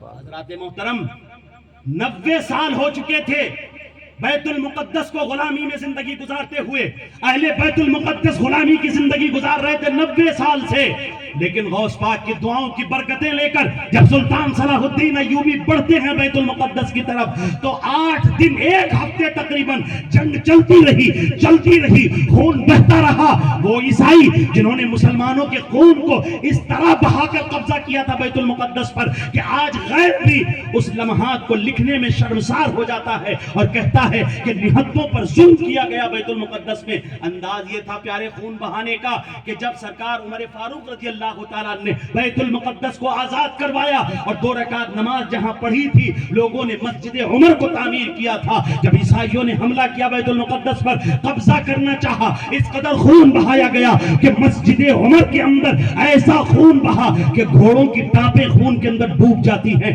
سلطان صلاح الدین ایوبی نے تاریخ کے جب ان آئینوں کو پڑھا ہے، تاریخ کے جب ان اوراق کو پڑھا ہے تو کہا سلطان نے کہ خون کا بدلہ خون ہے، انتقام لیا جائے گا، اتنے ہی گلے کاٹے جائیں گے، اتنے ہی رگوں سے خون بہایا جائے گا جتنا مسلمانوں کو قتل کیا گیا۔ لیکن پیارے رحمت للعالمین کا یہ امتی 13 سال جنہوں نے ظلم اور ستم کو سہنے کے بعد مکہ کو چھوڑ کر جب مدینہ گئے اور مدینہ سے فاتح مکہ بن کر تشریف لائے تو لوگوں کے زمین کے پیروں تلے زمین کھسک گئی کہ آج تو مار دیے جائیں گے، لیکن رحمت للعالمین نے اپنی چادر رحمت کو پھیلاتے ہوئے ارشاد فرمایا انتم الطلقاء لا تثریب علیکم اليوم، آج تم سب آزاد ہو، تم سب کو معاف کیا جاتا ہے۔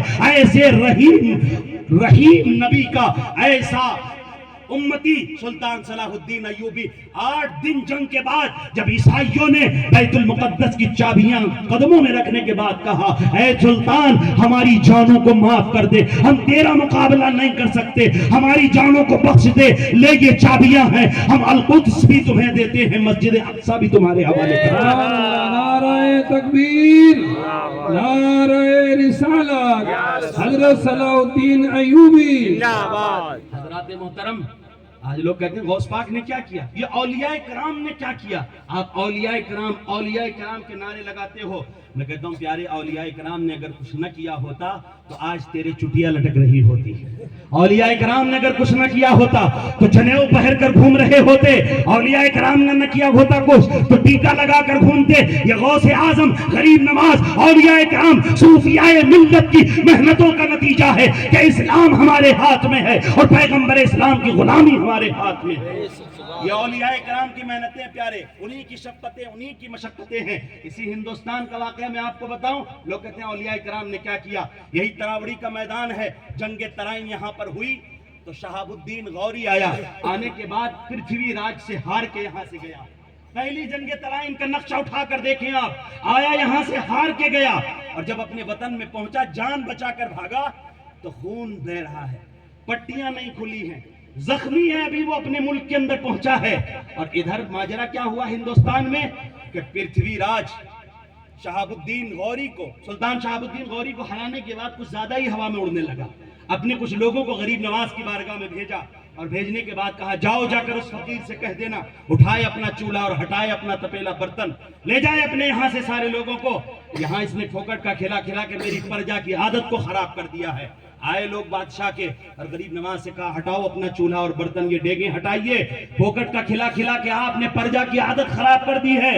اتنا سننا تھا ای الاعمال افضل کا جواب محفوظ رکھنے والے معین الدین نے کہا جلال کے عالم میں آ کر کہ اے لوگوں جاؤ جا کر اپنے بادشاہ سے کہہ دینا کہ جب تک خالق معین الدین کو دانا دیتا رہے گا معین الدین اس کی مخلوق کو کھلاتا رہے گا، معین الدین کا لنگر بند نہیں ہوگا۔ حضرات محترم، جب اتنا سنا غریب نواز کی زبانی نا تو وہ لوگ گیدڑ بھبکیاں دینے لگے، ڈرانے لگے، بدتمیزی کرنے لگے، جان کی دھمکی دینے لگے۔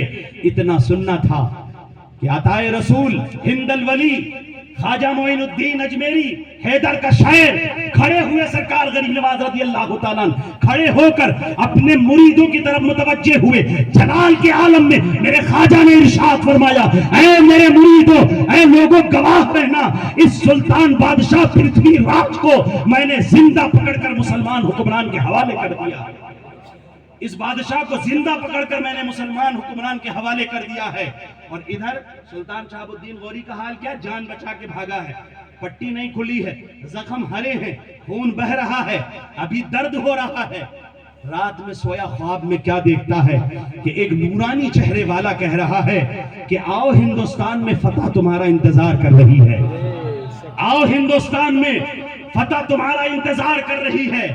اس نے سوچا شاید ٹینشن میں زیادہ دن گزر رہے ہیں، دن رات یہی سوچتا رہتا ہوں ہندوستان کے بارے میں اور ہار کے بارے میں، اسی لیے دن بھر جو سوچتا ہوں لگ رہا ہے رات میں وہی خواب میں آ گیا ہے۔ اس نے کوئی توجہ نہیں دی، دن گزار دیا، پورا دن جیسے ہی گزرا، پھر جیسے ہی رات ہوئی، سویا تو کیا خواب میں دیکھتا ہے وہی نورانی چہرہ ہے اور کہتا ہے آؤ ہندوستان میں فتح تمہارا انتظار کر رہی ہے۔ دوسرے دن بھی سلطان شہاب الدین غوری نے اس کو اندیکھا کر دیا، اندیکھا کرنے کے بعد تیسرے دن جب یہ سویا ہے تو کیا دیکھتا ہے وہی نورانی چہرہ ہے۔ جلال کے عالم میں سختی کے ساتھ وہ نورانی چہرے والا کہتا ہے جب میں تمہیں بار بار کہہ رہا ہوں آؤ ہندوستان کی طرف فتح تمہارا انتظار کر رہی ہے، تم میری باتوں کو کیوں نہیں سن رہے ہو؟ آپ نے ذرا سختی جب خواب میں کی ہے، نورانی چہرے سے آج جب گرج پائی گئی ہے، صبح اٹھتا ہے، گھبرا گیا، اپنے قریبی علماء کو بلایا، خواب کی تعبیر رکھنے والے معبران خواب کو بلایا، بلانے کے بعد کہتا ہے ایسا ایسا خواب میں نے دیکھا ہے، آپ کیا کہتے ہیں؟ 3 روز سے مسلسل میں یہ خواب دیکھ رہا ہوں۔ لوگوں نے کہا، علماء اور بزرگ جو اس کے قریب رہتے تھے انہوں نے کہا اگر 3 دن سے مسلسل یہ خواب دیکھ رہے ہو، آج سختی بھی ہوئی ہے، یہ خواب اتفاق نہیں ہے، اللہ کا کوئی نیک بندہ ہے جو بشارت دے رہا ہے، اس کی بات پر لبیک کہہ کے جانا چاہیے۔ سلطان شہاب الدین غوری نے ان فوجیوں کو جن کی پٹیاں نہیں کھلی، جن کے گھوڑوں کے زخم ٹھیک نہیں ہوئے، جن کے اپنے زخم ہرے ہیں، تیار کر کے فوج کو تراوڑی میدان کا رخ کیا ہے، وہی جنگ ترائن، وہی تراوڑی میدان جہاں کچھ دنوں پہلے پرتھوی راج کے ہاتھوں جان بچا کر بھاگا تھا سلطان شہاب الدین غوری۔ لیکن آج جب یہ آیا ہے تو تلوار کے بھروسے نہیں آیا ہے، تیر کے بھروسے نہیں آیا، بھالے کے بھروسے نہیں آیا ہے،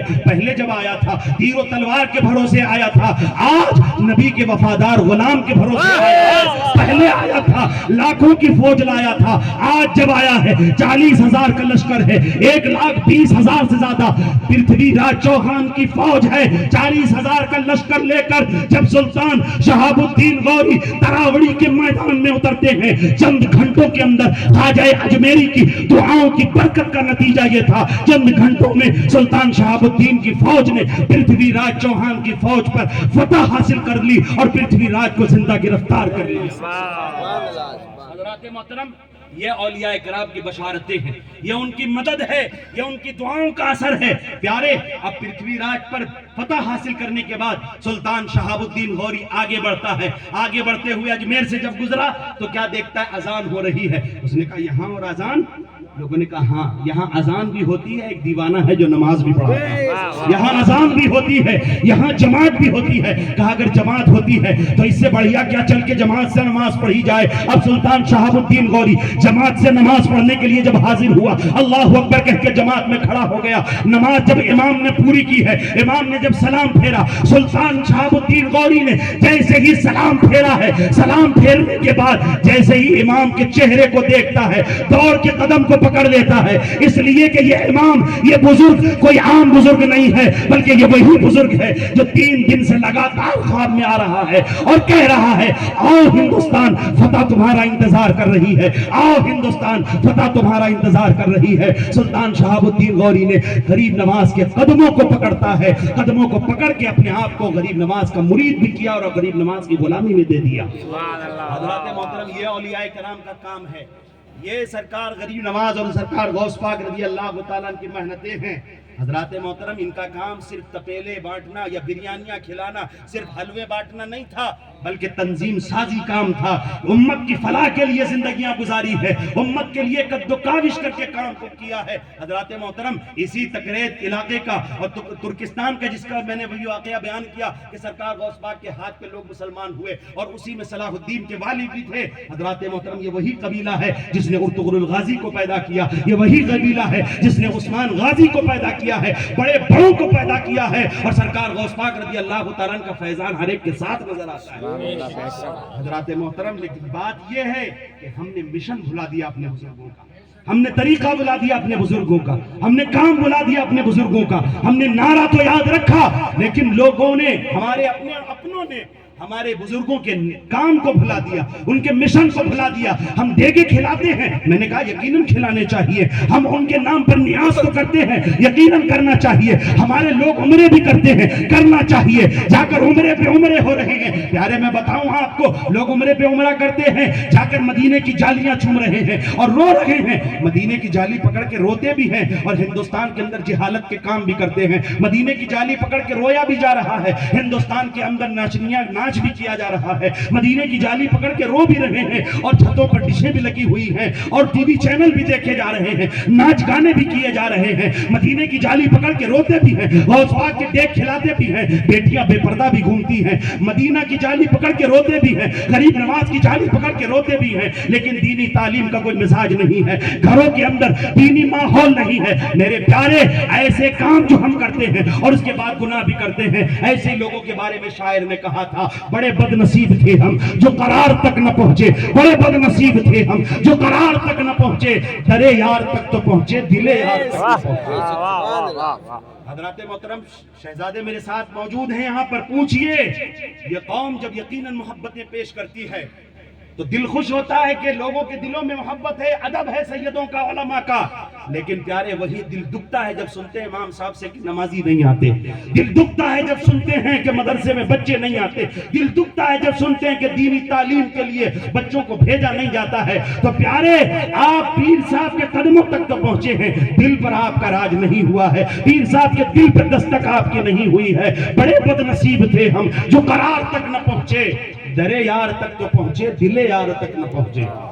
اگر آپ دل یار پر دستک دینا چاہتے ہیں، دل یار پر دستک دینا چاہتے ہیں تو اسلامی ماحول پیدا کیجئے، اپنے بزرگوں کے مشن کو پڑھیے، اپنے بزرگوں کی تعلیم کو پڑھیے۔ حضرات محترم، بات چل رہی تھی سرکار غوث پاک رضی اللہ تعالیٰ عنہ کی، سرکار غوث پاک رضی اللہ تعالیٰ عنہ۔ میں آپ کو بتاؤں، ابن عربی کا نام سنا ہے آپ لوگوں نے؟ ابن عربی کا نام سنا ہے؟ ارے بھائی، ارطغرل الغازی کے آنے کے بعد تو سنا ہی ہوگا نا لوگوں نے سنا ہے ابن عربی کا نام؟ یار میں آپ کو بتاؤں، پہلے آپ سنیے ابن عربی ہیں کون ابن عربی؟ پیر کرم شاہ ازہری رحمۃ اللہ تعالیٰ علیہ، پڑوسی ملک کے بہت بڑے عالم گزرے۔ یہ جب آکسفورڈ یونیورسٹی کے اندر پہنچے تو لوگوں سے کہا مجھے لے کر چلو آکسفورڈ کی لائبریری کے اندر، لائبریری میں لے چلو مجھے۔ لائبریری میں جب ان کو لے جایا گیا تو کہا کہ مجھے ایسی جگہ لے جاؤ جہاں اسلامیات پر کتب رکھی ہوئی ہوں، اسلامی کتابیں جہاں رکھی ہوئی ہیں وہاں مجھے لے چلیے۔ حضرت کو جب وہاں لے جایا گیا، آپ ایک ایک کتابیں اٹھا کر کھولنے لگے، رکھنے لگے، اٹھا کر کھولنے لگے، رکھنے لگے۔ ایک کتاب کو جیسے ہی اچانک آپ نے کھولا ہے اٹھا کر، رونے لگے، اشک بہانے لگے، آنکھوں سے آنسو گرنے لگے۔ لوگوں نے کہا حضرت یہ رونا کیسا، حضرت یہ غم کیسا، حضرت یہ پسمردگی کیسی، حضرت یہ اضمحلال کیسا، حضرت یہ غم کیسے؟ آپ نے ارشاد فرمایا، اے میرے پیاروں، میں روؤں نہ تو کیا کروں، ان لوگوں نے عیاشیوں کا سامان فراہم کر کے میری قوم کے نوجوانوں کو انٹرنیٹ اور ٹی وی کی دنیا میں، کیبل کی دنیا میں ڈبو کر رکھ دیا ہے۔ لیکن دیکھو میرے ہاتھ میں یہ کتاب ہے، شیخ عربی ابن عربی کی لکھی ہوئی کتاب، اور ان کے اوپر اس آکسفورڈ یونیورسٹی کے اندر یہ لوگ پی ایچ ڈیاں کر رہے ہیں، آگے بڑھ رہے ہیں، ہمارے اپنوں کو پڑھ کر ہم پر یہ راج کر رہے ہیں، اور ہمارا نوجوان ہے کہ ان کے پھیلائے ہوئے جال کے اندر پھنستا چلا جا رہا ہے اور گناہوں میں ڈوبا ہوا ہے۔ حضرات محترم، یہ ابن عربی، میں بتاؤں آپ کو کون ہے یہ ابن عربی؟ شیخ عربی کئی کتابوں کے مصنف ہیں، فتوحات مکیہ کے بارے میں خود لکھتے ہیں کہ تصوف کے میدان میں ایسی کتاب نہ آج تک لکھی گئی ہے نہ آگے کبھی لکھی جائے گی۔ حضرات محترم، ایسا عظیم مصنف جسے شیخ عرب کے نام سے دنیا نے یاد کیا، یہ کون ابن عربی ہے؟ ان کے والد گرامی شیخ علی عربی سرکار غوث پاک رضی اللہ تعالیٰ عنہ کی بارگاہ میں آئے، آنے کے بعد کہا حضرت اولاد نہیں ہو رہی، 50 سال عمر گزر گئی، 50 سال عمر گزر گئی، سرکار اولاد نہیں ہو رہی ہے۔ سرکار غوث پاک رضی اللہ تعالیٰ نے آسمان کی طرف دیکھا، آنکھیں بند کر کے مراقبہ کیا، ارشاد فرمایا، اے علی عربی، تمہاری تقدیر میں، قسمت میں اولاد نہیں ہے۔ کیا کہا؟ اے علی عربی، تمہاری تقدیر میں اولاد نہیں ہے۔ تو شیخ علی عربی نے ہاتھ جوڑ کر کہا، سرکار اگر تقدیر میں ہوتی تو گھر بیٹھے مل جاتی، آپ کے پاس کیوں آئی؟ سرکار اگر تقدیر میں ہوتی تو گھر بیٹھے مل جاتی، آپ کے پاس کیوں آتے؟ سرکار آپ کے پاس اس لیے آئے ہیں کہ تقدیر میں نہیں ہے، گھر بیٹھے نہیں مل رہی ہے۔ سرکار تقدیر میں نہیں ہے تو لکھوائیے۔ سرکار آپ کے پاس تو اسی لیے آئے ہیں، نگاہ مرد مومن سے بدل جاتی ہیں تقدیریں، گر ہو ذوق یقین پیدا تو کٹ جاتی ہیں زنجیریں۔ کہتے ہیں سرکار آپ کی بارگاہ میں آئے اسی لیے کہ تقدیر میں نہیں ہے، تقدیر میں ہوتی تو گھر بیٹھے مل جاتی، سرکار تقدیر میں نہیں ہے تو پھر لکھوائیے تقدیر میں۔ اتنا سننا تھا میرے غوث اعظم کی محبوبیت کو جلال آتا ہے، ارشاد فرماتے ہیں اے علی عربی میری پیٹھ سے اپنی پیٹھ کو مس کر دو، میری پیٹھ سے اپنی پیٹھ کو ملا لو، میری پشت میں میرا ایک بیٹا بھی باقی ہے۔ سرکار غوث پاک کی پیٹھ سے شیخ علی عربی نے جیسے ہی پیٹھ کو ملایا ہے، ایک سال نہیں گزرا تھا کہ شیخ علی عربی کے گھر میں محمد ابن عربی یعنی ابن عربی کی ولادت ہو جاتی ہے۔ یہ ابن عربی، اسی لیے تاریخ میں انہیں سرکار غوث اعظم رضی اللہ تعالیٰ کا روحانی بیٹا کہا گیا ہے۔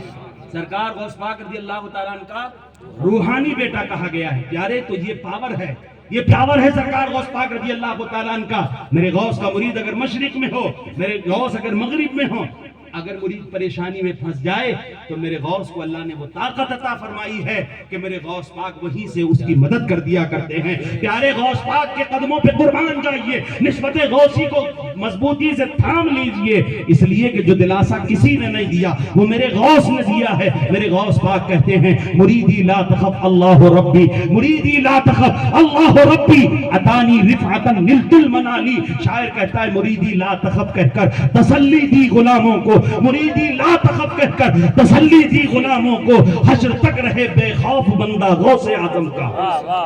حضرات محترم تو سرکار غوث پاک رضی اللہ تعالیٰ کی نسبت کو مضبوطی سے تھامیے، سرکار غوث پاک رضی اللہ تعالیٰ کی نسبت کو مضبوطی سے پکڑیے۔ آج ہمارا حال یہ ہے، ہم نعرے تو لگاتے ہیں غوث پاک کے نام کا، لیکن تعلیمات غوث اعظم دور دور تک ہماری زندگی میں نظر نہیں آتی۔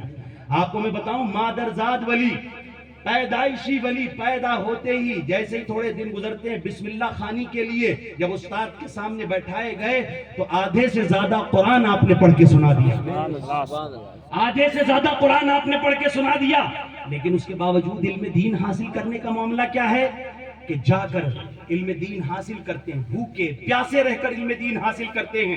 حالات یہ ہیں کہ جب سجدے میں جاتے تھے تو پیٹ سے بھوک کی آواز آتی تھی، ایسے عالم میں بھی آپ علم حاصل کرتے رہے۔ میں کہتا ہوں آج تو ہمارے بندے یہ سارے اساتذہ بیٹھے ہوئے ہیں مسجد میں یا دارالعلوم میں یا کسی نہ کسی مدرسے میں پڑھاتے ہیں، ان سے پوچھئے، آج میں بھی ایک مدرس ہوں، آتے ہیں لوگ آ کر کہتے ہیں حضرت اتنا کر دیجئے کہ بچہ ہمارا درود فاتحہ کے لائق ہو جائے۔ کیا کہتے ہیں؟ صحیح ہے میری بات؟ درود فاتحہ کے لائق، صرف اتنا چاہتی ہے میری قوم درود فاتحہ کے لائق ہو جائے۔ میں کہتا ہوں اس غوث پاک کا ماننے والے ہو تم، اس غوث کے ماننے والے ہو جس نے بسم اللہ خوانی میں آدھے سے زیادہ قرآن پڑھایا، پڑھ کے سنایا ہے، بلا دیکھے آدھے سے زیادہ قرآن پڑھ کے سنایا، اس کے بعد علم حاصل کرتے ہیں بھوکے پیاسے رہ کر، اور اتنا علم حاصل کیا کہتے ہیں درست العلم حتی صرت قطبا ونلت السعد من مولا الموالی۔ اے لوگو میں علم دین حاصل کرتا رہا، حاصل کرتا رہا، حاصل کرتا رہا، حتیٰ کہ اللہ نے مجھے قطب بنا دیا۔ درست العلم حتی صرت قطبا، جو پہلی مرتبہ بسم اللہ پڑھنے بیٹھے آدھا قرآن سنا دے اور پھر اتنا پڑھے اتنا پڑھے اتنا پڑھے بھوکا رہ کر کہ قطب بن جائے۔ آج ان کے مریدوں کا حال کیا ہے؟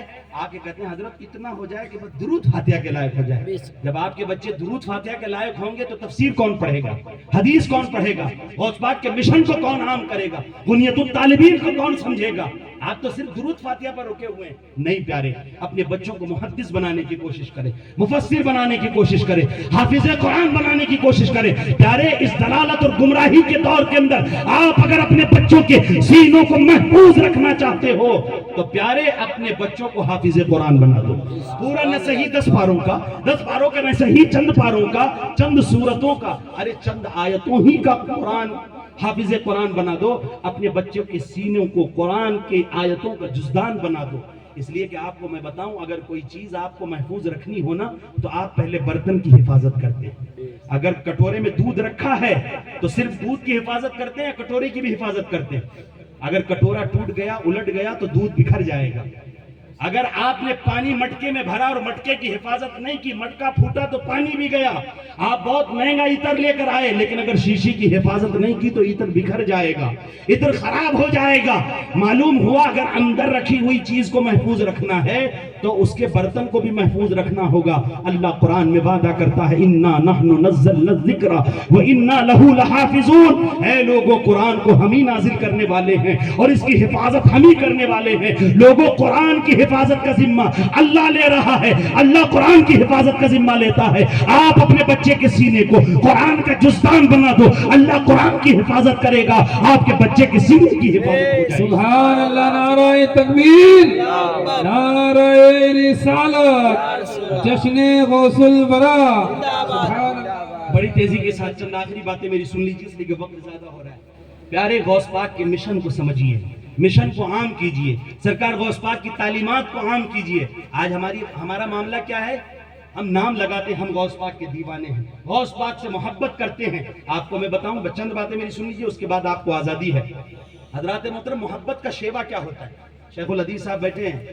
عربی کا ایک شاعر کہتا ہے تعصل الہ وانت تظہر حبہ ھذا محال فی القیاس بدیع لو کان حبک صادقا لاطعته لان المحب لمن يحب مطیع. عربی کا شاعر کہتا ہے تعصل الہ وانت تظہر حبہ، تو اللہ کی نافرمانی کرتا ہے اور اللہ کی محبت کا اظہار بھی کرتا ہے. ھذا محال فی القیاس بدیع، یہ بات عقل میں آنے والی نہیں ہے، ہماری سمجھ میں نہیں آتی ہے. اللہ کی نافرمانی بھی، اللہ سے محبت کا اظہار بھی. آگے شاعر کہتا ہے لو کان حبک صادقا لاطعته، اگر تو سچ میں اللہ سے محبت کرنے والا ہوتا تو تو ضرور اس کی اطاعت کرتا. کیوں؟ لأن المحب لمن يحب مطیع، اس لیے کہ جو جس سے محبت کرتا ہے اس کی اطاعت کرتا ہے، جو جس سے محبت کرتا ہے اس کے پیچھے پیچھے چلتا ہے. مجھے بتاؤ، دنیا والوں نے کیا یہ کر کے نہیں دکھا دیا؟ سوشل میڈیا کا زمانہ ہے، فیس بک، انسٹاگرام، جو بھی آپ استعمال کرتے ہیں، آپ نے دیکھا ہوگا ایک نوجوان راہ چلتے ہوئے اگر کسی من پسند کے ہیرو سے مل جاتا ہے تو تڑپ کے کہتا ہے او خان صاحب، پٹھان صاحب، شرما صاحب، او کپور صاحب، رکو ذرا، میں آپ کا فین ہوں، میں آپ کا فالوور ہوں. یہ دیکھو، بٹن کو کھولتا ہے اور ٹی شرٹ پہ بنی ہوئی تصویر دکھا کے کہتا ہے دیکھو آپ کا فوٹو میں نے بنوا رکھا ہے. کیوں؟ اس لیے کہ میں آپ کا فالوور ہوں.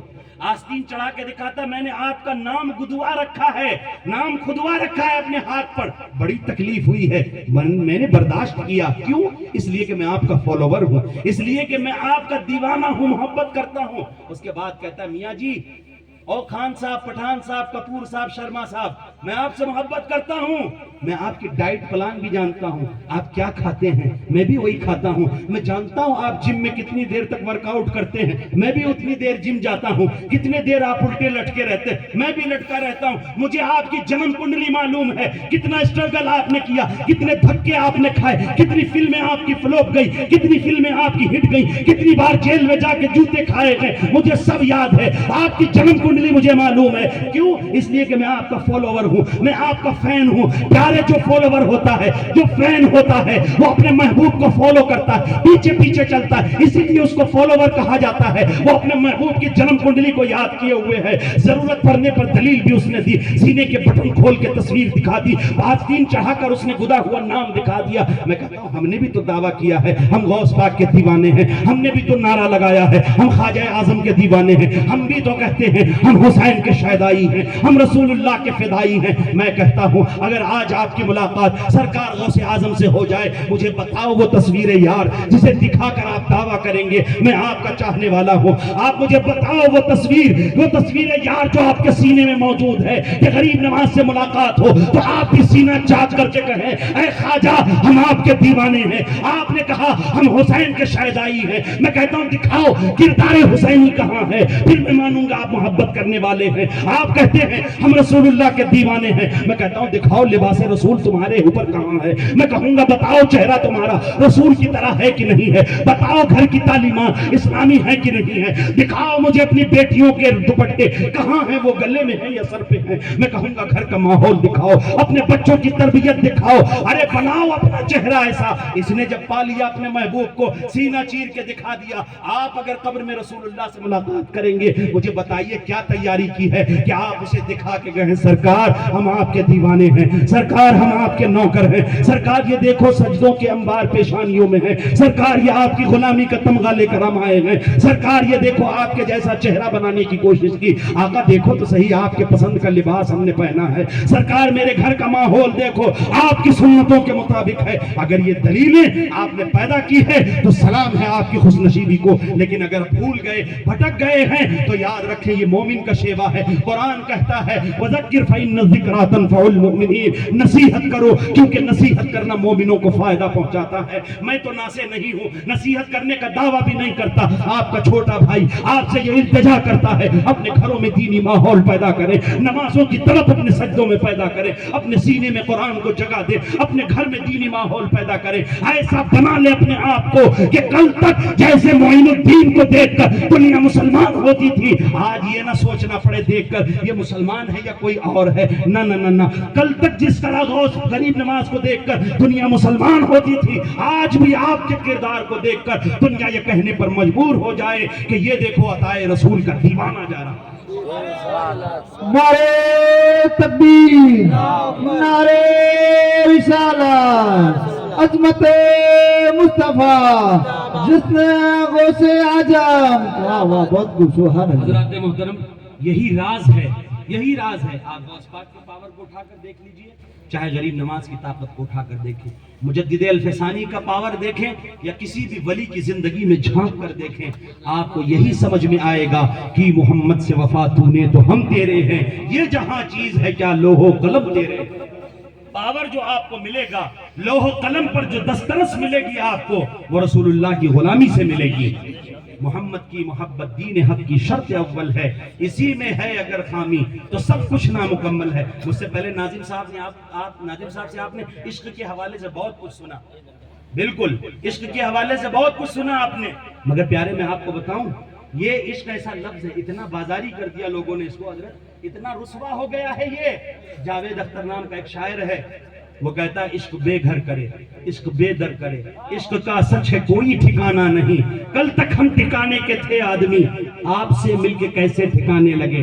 پیارے یہ بازاری عشق ہے، یہ دنیا کا عشق ہے کہ جب یہ دامن پکڑ لے تو کروڑ پتی کو روڑ پتی کر دیتا ہے، صاحب ٹھکانہ کو بے ٹھکانہ کر دیتا ہے، اس لیے کہ عشق بے در کرے، عشق بے گھر کرے، عشق کا سچ ہے کوئی ٹھکانہ نہیں، کل تک ہم ٹھکانے کے تھے آدمی، آپ سے مل کے کیسے ٹھکانے لگے۔ یہ دنیا کا عشق ہے کہ صاحب ٹھکانہ کو بے ٹھکانہ کر دیتا ہے، اور ایک مصطفیٰ کی محبت ہے۔ میرے امام کہتے ہیں اے عشق تیرے صدقے جلنے سے چھٹے سستے، اے عشق تیرے صدقے جلنے سے چھٹے سستے، جو آگ بجھا دے گی وہ آگ لگائی ہے۔ نعرہ تکبیر، نعرہ رسالت، مسلک اعلی حضرت، سبحان اللہ، ماشاءاللہ۔ لحد میں عشق رخ شہ کا داغ لے کے چلے، اندھیری رات سنی تھی چراغ لے کے چلے، تیرے غلاموں کا نقش قدم ہے راہ نجات، وہ کیا بہک سکے جو یہ سراغ لے کے چلے۔